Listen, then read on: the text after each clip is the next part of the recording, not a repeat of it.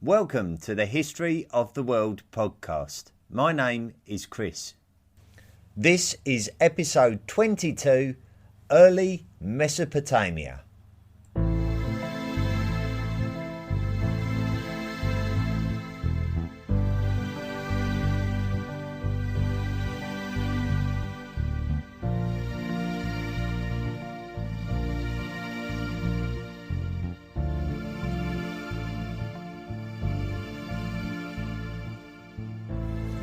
This week we're going to concentrate our focus on Mesopotamia.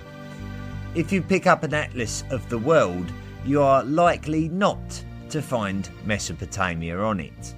In the modern world, we don't refer to the region as Mesopotamia. Mesopotamia is roughly the area where you will find the modern day countries of Iraq and Syria. The name Mesopotamia originates from ancient Greek. Meso means middle. We also see this in the word Mesolithic to describe the part of the Stone Age in the middle of the Paleolithic, which literally translates to the Old Stone Age, and the Neolithic, which literally translates to the New Stone Age. Potamus is the ancient Greek word for a river. We see this in the word hippopotamus, which literally translates to horse of the river. So Mesopotamia means the land in the middle of the river, or really the middle of the rivers. Those rivers are the Tigris and the Euphrates, which empty out into the Persian Gulf. The area of Mesopotamia is certainly not restricted to the land between the two rivers, though, and refers roughly to the fertile and populated areas around the two rivers, from their sources to their mouths. In the modern world, the Euphrates and the Tigris converge and become the Shat al-Arab River, which in turn empties into the Persian Gulf. However, if we go back to 6000 BCE, the Persian Gulf actually extended around 150 miles deeper inland than its current position, and the reason why it has receded is due to silting creating a land bridge. So if we look at a rough timeline of the Neolithic, we recognise the fact that the Younger Dryas took place between 11,000 BCE and 9,500 BCE. The Younger Dryas was a period of time where global temperatures dropped suddenly before stabilising again. Very recently, an impact hypothesis has been put forward for the Younger Dryas with the discovery of a comet crater underneath a Greenland ice cap, but this is very new evidence at this stage.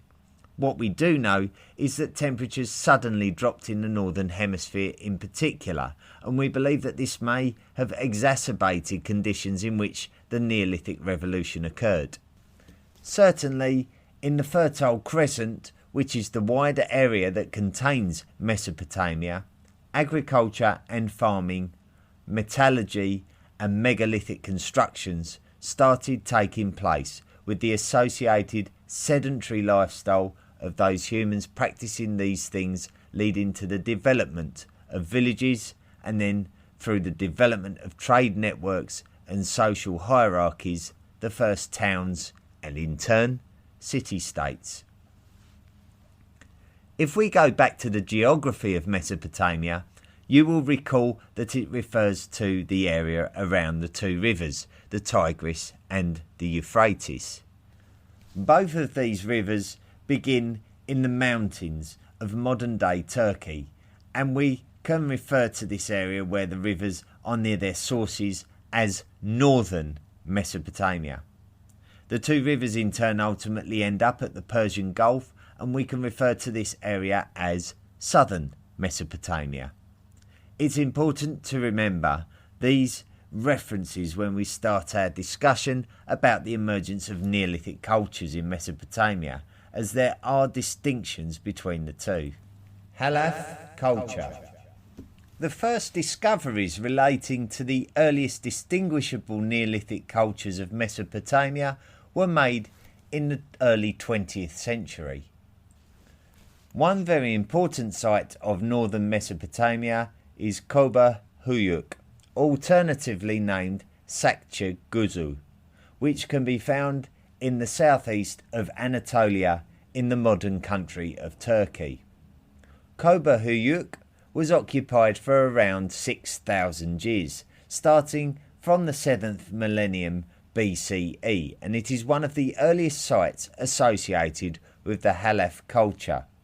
Now, when talking of the Neolithic period in the Fertile Crescent, historians are careful to distinguish between the pottery Neolithic and the pre-pottery Neolithic. As the names would suggest, pottery emerged during the Neolithic and therefore was not a distinguishing factor of the Neolithic. Moreover, something that emerged during the Neolithic, much like metallurgy. The Halaf culture is associated to northern Mesopotamia and is associated with pottery. Halaf culture could have emerged as early as 6,500 BCE. We know that they were farming, but they are most famous for their pots, and it is believed that they were able to achieve a better quality of pot purely due to the better quality of clay that they were using.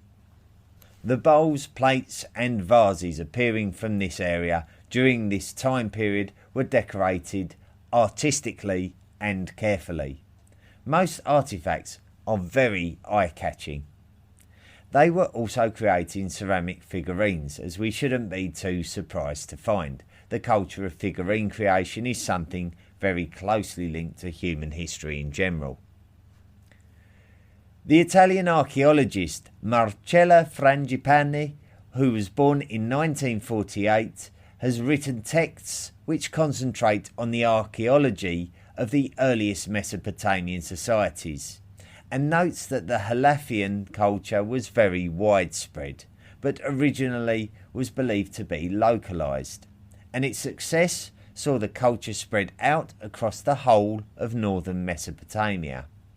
The settlements were surprisingly quite small in size, but there didn't appear to be any kind of blueprint for construction. It does appear that the circular shaped building was favoured in terms of a home dwelling, but villages would contain multiple buildings of different shapes and sizes according to their purpose, and there is also a good amount of evidence which points towards a good degree of outdoor activity, such as communal food preparation areas. Frangipani also cites the fact that there is very little evidence of there being a complex social hierarchy at Halafian sites, so it does appear that these societies are very much egalitarian, which is something we discussed during our last podcast.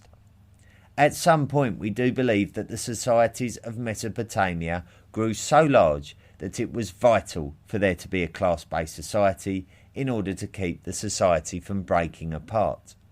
We mentioned during the last podcast that societies that grew beyond a certain size could not be expected to behave as a unit without a common law code that needed to be administered by an elite class. The fact that Halafian villages remained relatively small would support the fact that the Halafians did feel the pressure to become class-based in their individual village societies. Other early cultures of northern Mesopotamia. There are one or two contemporary societies that appear to have emerged in northern Mesopotamia in the period from 6000 BCE to 5500 BCE, a time period that we know the Halafian culture was well established.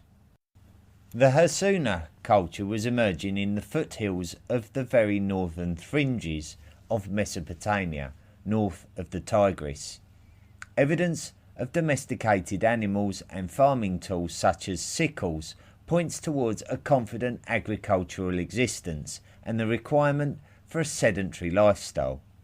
Figurines and jars of food buried with the dead point towards the spiritual encouragement of fertility and the belief of an afterlife. One of the more interesting sites associated with the Hassuna culture is Tel Shemshara in the modern-day country of Iraq. Tel Shemshara has remains of pottery from this period which are familiar to the Hassuna, but also has links to another archaeological site further south called Tel Es Sawan, also in modern-day Iraq.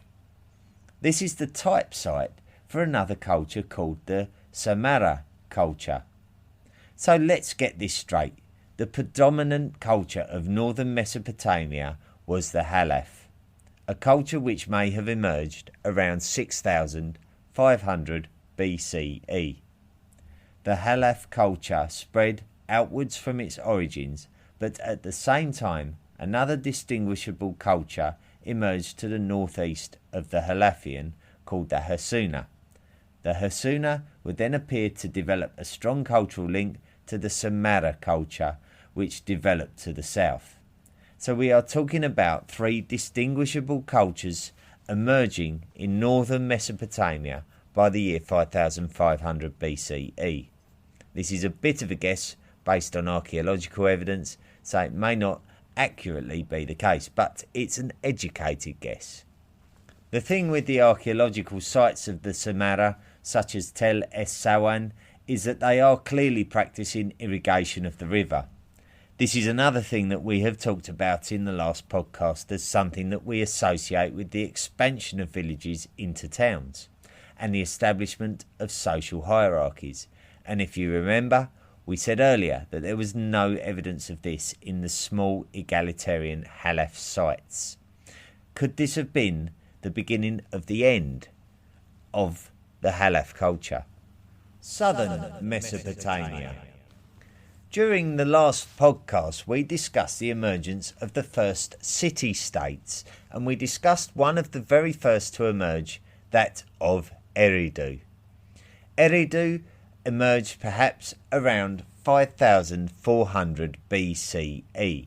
So this was around the time that the aforementioned northern Mesopotamian cultures of Halaf, Hassuna and Samara were firmly established.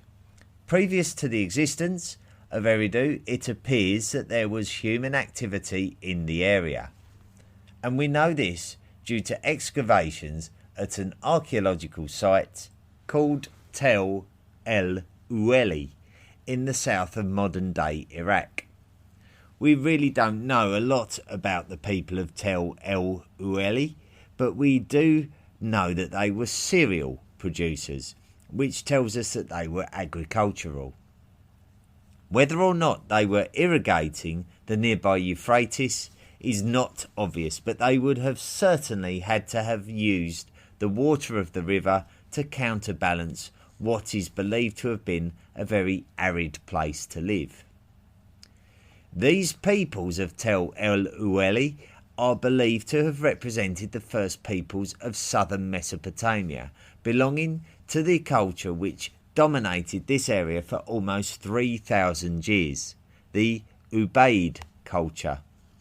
Now, I think that it's important to point out at this stage that we are still very much talking about prehistoric humans. So in exactly the same way that we had to excavate evidence from 3 million years ago to find out about Australopithecines, the same that we have had to excavate evidence from 7,000 years ago to find out about the Ubaid. The people of the Ubaid culture did not know that they were from the Ubaid culture. The Ubaid culture is a retrospectively named culture based on similarities of archaeological excavations of various sites, pointing towards some form of cultural connection. It might just be that the archaeological sites demonstrate that they were creating pots with the same kind of style, which would strongly suggest a cultural bond between them. The Ubaid culture is characterised by artefacts excavated that date to a time called the Ubaid period, and the name Ubaid comes from a Chalcolithic excavation site called Tel Al Ubaid. In exactly the same token, the northern Mesopotamian cultures of the Halaf, which is named after the site of Tel Halaf, the Husuna, named after Tel Husuna, and the Samara, named after the site called Samara, are all retrospectively named and according to archaeological evidence, and there are absolutely no written artefacts from this period to tell us anything about these peoples. What we can see is that there were interactions between the cultures. The Ubaid of southern Mesopotamia were certainly interacting with the Samara of northern Mesopotamia, who in turn were interacting with the Husuna, which were to their north. Artifacts typical of the Husuna and the Ubaid have been found at Samara sites. This has led historians to believe that there was a Halaf Ubaid transitional period which commenced sometime after 5500 BCE. The Halaf pottery, which we discussed as being an extremely important aspect of identifying cultural changes to Neolithic Mesopotamia at the start of the podcast and date from 6500 BCE onwards, was now appearing to be supplanted by Ubaid culture expanding northwards from southern Mesopotamia. Did the Ubaid go on a rampage northwards from southern Mesopotamia, or was a gradual integration and alteration of the northern Mesopotamian societies taking place? We are still waiting for scholars of this period in history to provide us with more answers about this. Ubaid period. It was around this time that we see the emergence of Eridu, which some have referenced as the first city. As we mentioned, the Persian Gulf extended much further inland back in the 6th millennium BCE, so we believe that Eridu may have been very near to the coast, allowing plenty of opportunities to access water. So it was initially a very successful city with an expanding population living in very many mud brick and reed houses covering an area as much as 25 acres. There does appear to be a general belief that the Ubaids may have developed into a class-based society during their time, and this is supported by evidence found at grave sites that suggest that there were individuals held in high regard buried near the temples, which appear to have also been a feature of the Ubaid culture, and would have likely led to the abundance of Mesopotamian ziggurats that we mentioned in the last podcast. Clay-fired pots and figurines were very prominent during the Ubaid period and have offered us huge clues about the spread of the culture from southern Mesopotamia to northern Mesopotamia, with some sites in the north demonstrating a very sudden transition from one culture to another by the lack of an apparent transition within the archaeological layers. This could point towards a Halaf village being sacked by Ubaid warriors, but there is little other evidence for us to be able to come to such a conclusion with any sort of confidence. In fact, there is a movement to suggest that the 6th millennium BCE cultures of Mesopotamia had much more of a friendlier connection with each other, encouraging the trade of wares and of ideas. Very many settlements appear to have emerged during the Ubaid period, and many of them have survived for thousands of years into the ancient periods of Sumer, which is something that we will explore in the ancient volume of podcasts. One of the most important ancient Sumerian cities is Uruk. Uruk originated during the Ubaid period, with the earliest archaeological levels dating back to 5000 BCE. Uruk was further inland than Eridu and would have relied on the irrigation of the Euphrates to cultivate enough to feed its population. It does appear to have worked though. Uruk period. Historians suggest that Mesopotamia left the Ubaid period and entered the Uruk period in around 4000 BCE, although it is very important to state that this transition was not caused by an event, but more a modern desire to distinguish periods. It is very natural for cultures to alter over time according to their preferences and their developments. So we will look at the pottery from the 4th millennium BCE and notice that the style altered from that of typical 5th millennium BCE pottery. But that is really just down to a change of taste rather than a ceramic revolution. It is important to recognise that the people of Mesopotamia appeared to be developing more of a taste for the use of copper, so times were changing. In northern Mesopotamia, as far north as the modern state of Syria, a settlement was developing in size and power, demonstrating the cultural advances were not just limited to the south. Tel Brak, alternatively known as Nagar, is a site believed to have been occupied before the Halaf culture had even emerged, so it may have already been over 2,000 years old by the time of the Uruk period. Tel Brak had seen the Halaf culture and the Ubaid culture come and go and was now ready to interact with the Uruk culture. The city of Tel Brak was a considerable size of over 100 acres, so it was very well established before the city of Uruk. However, it was the expansion of settlements in the south that characterises the transition between the Ubaid and the Uruk. The Uruk period is almost like the time when Mesopotamia started to take itself seriously. Gone were the hand-painted and ornate ceramics of the Ubaid, and in came the practical no-nonsense pots with very little decoration. The cities of southern Mesopotamia during the Uruk period were expanding, and they were expanding far quicker than in the north. Examples of this expansion can be found at the Uruk period cities of Kish, Gurzu, Nippur and Ur. It is believed that Uruk was most influential of all the southern Mesopotamian cities of this period, as it appeared to benefit the most when studying its own expansion, hence the naming of this period.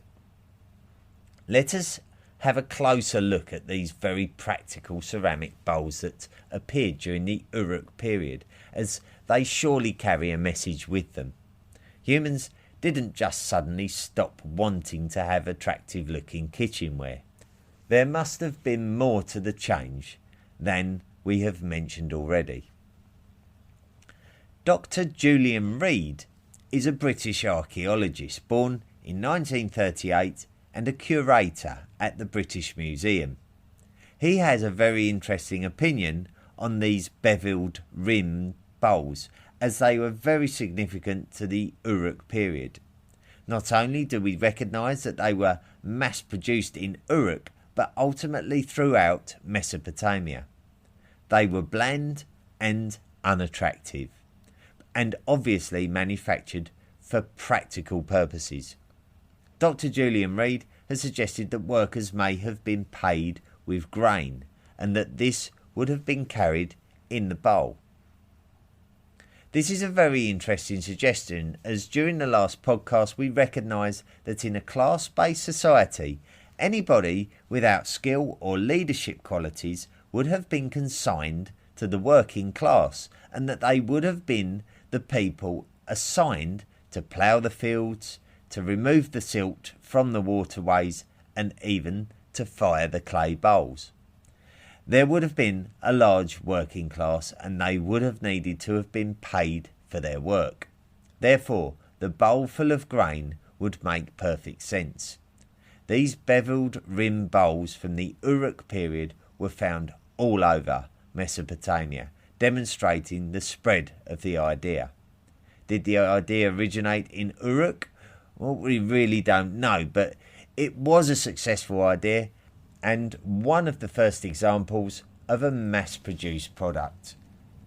Climate change. There's no getting away from climate change.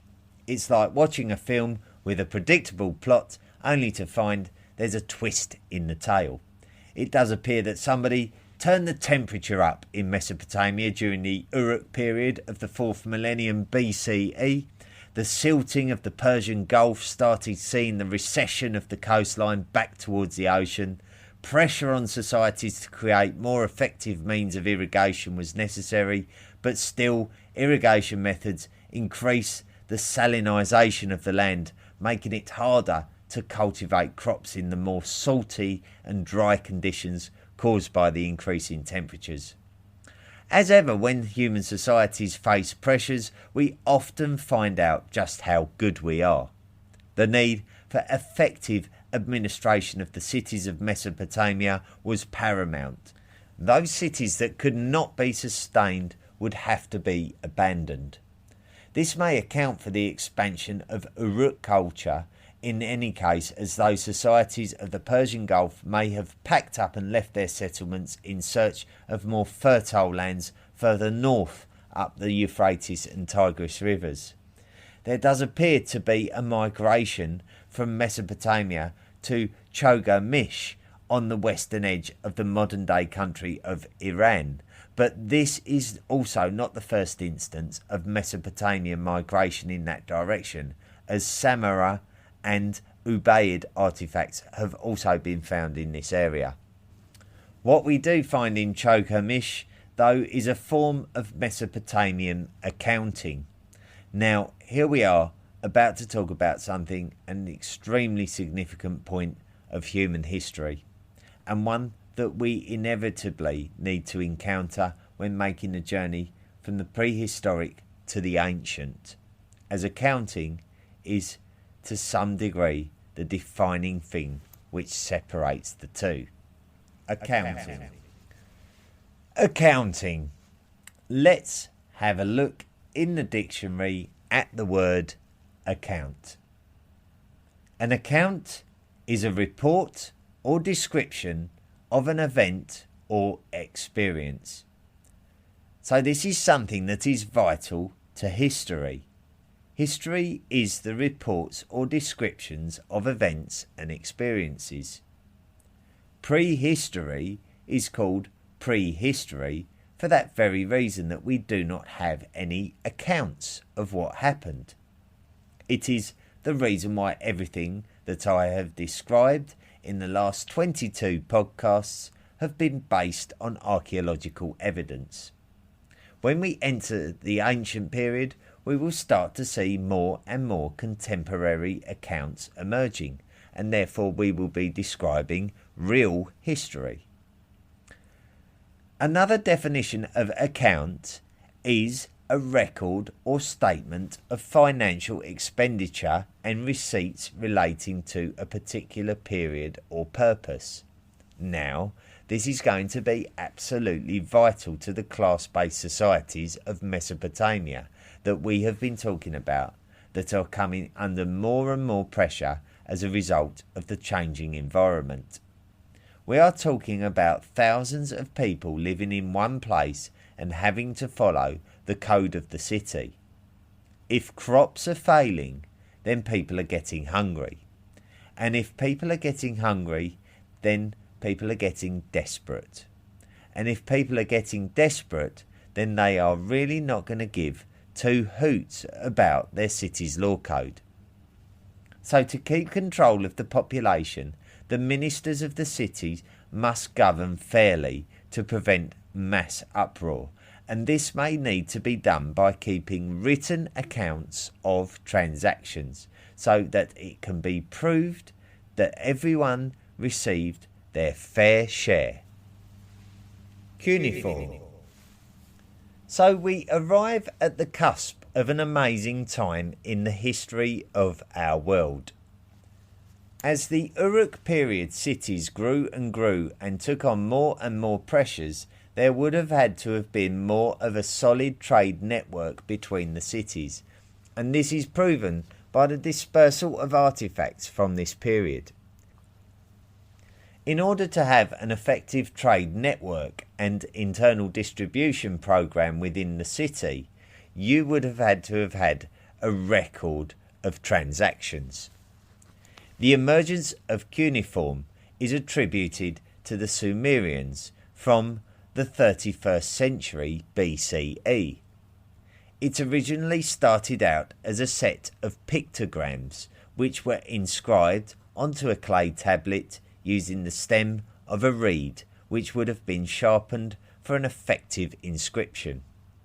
Now, if I stayed true to my personal mantra about history and that things didn't just emerge one day but evolved over a long period of time, then we can say the same about writing. Writing just appeared to advance quite rapidly during the brief but important Gem-det-Nasr period of Mesopotamian history, which took place around 3000 BCE and supplanted the Uruk period. However, forms of writing certainly existed during the Uruk period, and we can see an example of this with the Kish tablet, which is a piece of limestone that has clear inscriptions of pictograms which look obviously like a precursor to the cuneiform tablets that have been discovered from the Gem-det-Nasr period. Kish is one of those important city-states that we mentioned earlier that flourished during the Uruk period, and is also one of those cities that relied on the waters of the Euphrates. The Gem-det-Nasr period is the period between the Uruk and the Mesopotamian dynastic period. The affluent cities of the Uruk period began to suffer as populations decreased, and even some of the cities of northern Mesopotamia were abandoned.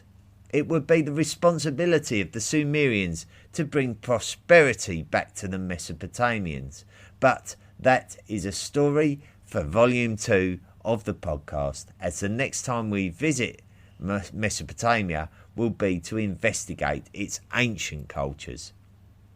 So we have set up an extremely important ancient theatre in Mesopotamia. Next week we tackle the other obvious one, and that is the Nile Valley, which in turn will become ancient Egypt. Thank you very much for listening to the podcast, and I'm sorry it's a little later than usual. My sincere apologies. I've got a lot going on at the moment, and I don't like it to get in the way of my podcasting, I must admit. So it's here now, and thank you for your patience. The first exciting announcement that I'm going to make is that we have now had over 20,000 listens to the podcast. We've only been up and running since June, so that's like 5 months, and already 20,000 listens. Now, I don't know how that compares to other podcasts, but 20,000 sounds like a very, very big number to me. So I'm happy with that. No complaints, and I'm very, very grateful. So thank you to all of you who have listened to the podcast. I'm so happy.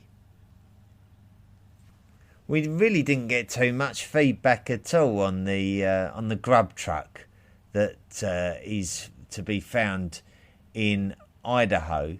Now, we posted this picture on the Facebook page, so I'm guessing a lot of you may not have access to Facebook or might not follow the History of the World podcast on Facebook, so I apologise for that. But we still need to find out who's on the grub truck, and we might even have to contact the grub truck and get it straight from them. John Martinson, who was the one who spotted it, he thought it might be an Australopithecus, but I had reservations about that and thought it might be more like an Erectus, but then, you know, if we meet in the middle, it could be a habilis, or has anyone even considered an Agaster? So who knows? But we need you to look at this character and help us out here. We've had many more followers now on Facebook and Twitter, so we're seeing that people are actually discovering the podcast for the first time, so that's wonderful. I did get a message from Mr. Riley Venable, who said, "Thank you for this wonderful podcast. I was very interested in human evolution 45 years ago at university. Then life happened. Since retirement, I began to study physical anthropology with only my own guidance. You have helped my current study immensely. If if all we ever do is excite everyone else's interest in subjects, then we're helping each other. We're helping to enrich our lives and our brains with lots to think about and lots to study and learn, and that's the beauty of life sometimes, that we can absorb ourselves in the information that we create for each other. So brilliant. And I apologise for not replying to you, Riley, because I've been so busy I didn't find time to write a response, and that's inexcusable. I will send you a response soon. Well, that's all there is to report, really, from the History of the World podcast this week. Next week, we'll be going to Egypt. We'll be setting up the pre-dynastic Egyptian area of the world, and that should lead us nicely into the ancient volume. It will be the last information podcast of the ancient, and then we'll probably do a little bit of a summary and have a brief break before we go into the ancient cultures, which will be another nice big fat volume of podcasts. So we're really getting towards the end of prehistory now, which is a sad thing. We've quite enjoyed it, haven't we, this little journey together.